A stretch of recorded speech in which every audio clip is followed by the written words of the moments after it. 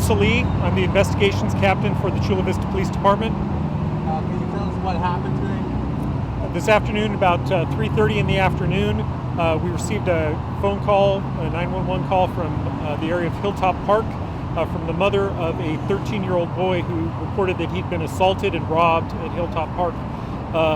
That 13-year-old reported that two males, one Hispanic, one a black male, had approached him. The black male had displayed a handgun in his waistband, and at some point during that robbery, the 13-year-old was assaulted and knocked unconscious. The loss from that boy was a baseball cap. A short time later, we received another call on the other side of Hilltop Park. This time a 13-year-old girl and a 14-year-old boy that was her brother reported that they were also assaulted by two males. One was Hispanic, one was black male. The black male had displayed a handgun. Lost at that time was a phone and a ball cap. There were no injuries from that robbery. We received further information that the suspects were seen getting into a white Kia hatchback at that time. Shortly after that, in the area of 700 Jefferson, we received another call of a robbery that had occurred where the loss was an iPhone, and again, a gun was displayed and seen, and the suspects were a Hispanic male and a black male, same white vehicle description. The vehicle was a white Kia with dealer plates on it, paper plates. In the area of Sweetwater Road in National City, a short time later, one of our undercover officers saw the suspect vehicle pass by and followed the vehicle. That officer actually watched that vehicle prowl through a parking lot as if the suspects were looking for additional victims. The officer radioed for backup, called for air support. We had units from National City, Chula Vista PD, CHP, and Astria, the sheriff's helicopter unit, respond to assist. The undercover officer followed the vehicle onto northbound 805 from Sweetwater, where our unit started to catch up with the suspect vehicle. There was no pursuit. The suspect vehicle had its flashers on and started to yield. And then when our officer had his lights on and went to stop the car, we saw the passenger door start to open as if the passenger suspect was going to run. That suspect got out of the car. At about that time, our officer heard a pop similar to a gunshot. The passenger screamed and then kind of flailed into the side median of the freeway as if he were injured. They took both suspects into custody without incident. No officers deployed or fired a firearm. At this point, we believe that the suspect passenger accidentally discharged the firearm into his own waistband. There's a bullet hole in his pants, as well as a bullet hole in a replica firearm that was in his pants. We don't know how it occurred, but that's what we're also investigating to see what occurred. We have two suspects in custody. One is a 21-year-old Hispanic male. The second is a 22-year-old black male, both adults.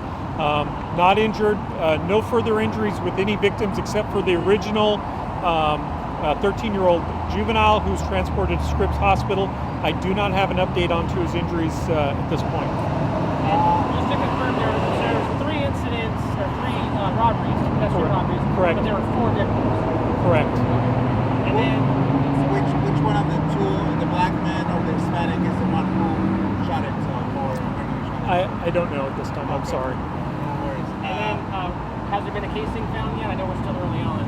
We don't know yet. We're investigating. We've sealed the scene, and so we're investigating that right now. But so you said it was a replica gun, but... So there are two weapons found at the scene. One is a plastic BB gun, and then there's a real .22 revolver that is in the car. So the 22 is possibly the one that he fired? That's what we believe to be the case. Okay.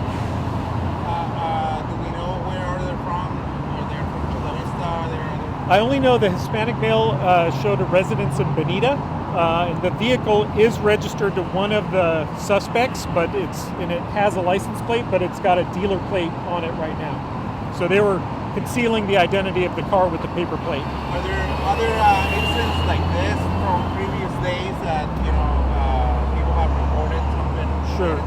So Chula Vista PD has called out our crimes of violence detectives as well as our crime lab to do a full investigation. We don't know at this point if it is a series-related crime. However, it's an extraordinarily serious incident with 3 armed robberies of pedestrians.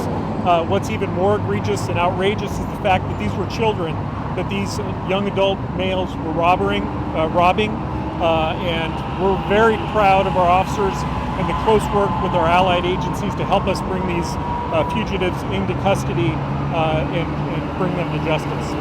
Is the area close to where the robberies happened? Is there a school nearby?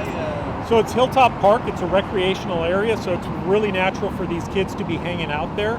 I don't know the third location specifically in terms of the if it was near a school or not, but the fact that it was essentially very vulnerable people, children in 3 of the cases, and I believe the 4th victim on the 3rd robbery was 18 years old, but all still young adults, all vulnerable to some really aggressive, violent criminals.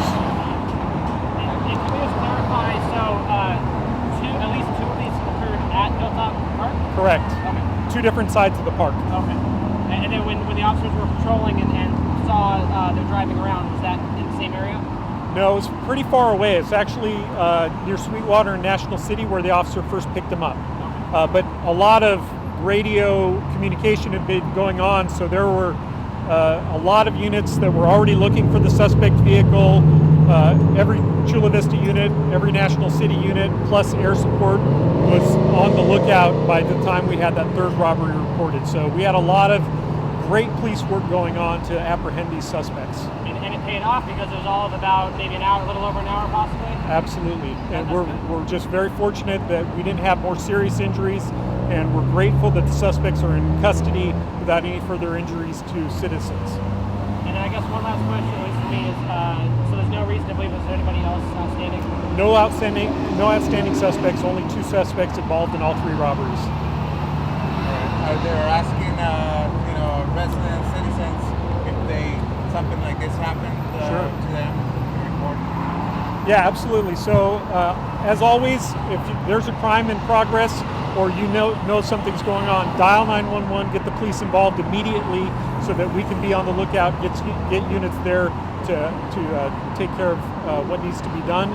In this case, it paid off right away because people gave us great information, they were great witnesses, and they put us on the trail to the suspects, and so it was fantastic cooperation between the reporting parties as well as the responding units.